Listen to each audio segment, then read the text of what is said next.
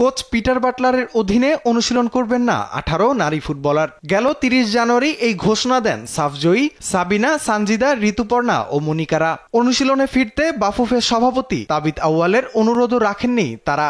এ অবস্থায় বিদ্রোহী ফুটবলারদের বাইরে রেখে ক্যাম্পে থাকা ফুটবলারদের সঙ্গে চুক্তি করেছে বাফুফে, যার মধ্যে রয়েছেন 36 জন ফুটবলার। আগামী 26 জানুয়ারি ও 2 মার্চ দুটি আন্তর্জাতিক প্রীতি ম্যাচ খেলতে 24 ফেব্রুয়ারি সংযুক্ত আরব আমিরাত যাবে বাংলাদেশ।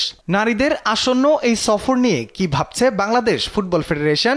এই ব্যাপারে মনে হয় যে এই মুহূর্তে কোনো ধরনের মন্তব্য করা আমাদের জন্য সমীচীন হবে না। তো আমরা ভবিষ্যতে ভালো কিছু হবে সে প্রত্যাশায় আছি।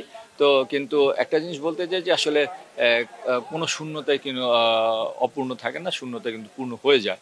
তো আমার মনে হয় যেন আমরা ভালো কিছুর আশায় হয়তো সাময়িকভাবে আমরা বর্তমানকে কিছুটা ছাড় দিয়ে হলো ভবিষ্যতে ভালো কিছু প্রত্যাশায় আছি আমরা।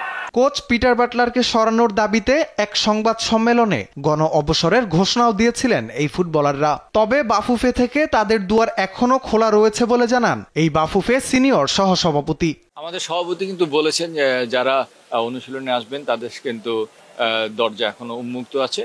তারা অনুশীলনে যোগ দিলে কিন্তু তাদের সাথে চুক্তি নবায়ন করা হবে, এটা কিন্তু উনি ক্লিয়ারলি বলে দিয়েছেন। তো এখানে আর কোনো অস্পষ্টতা আছে বলে আমি মনে করি না। বাংলাদেশ নারী ফুটবলের এমন টালমাটাল অবস্থায় কি হবে এই 18 সাফজয়ী ফুটবলারের ভবিষ্যৎ, তা শুধু সময়ের অপেক্ষা।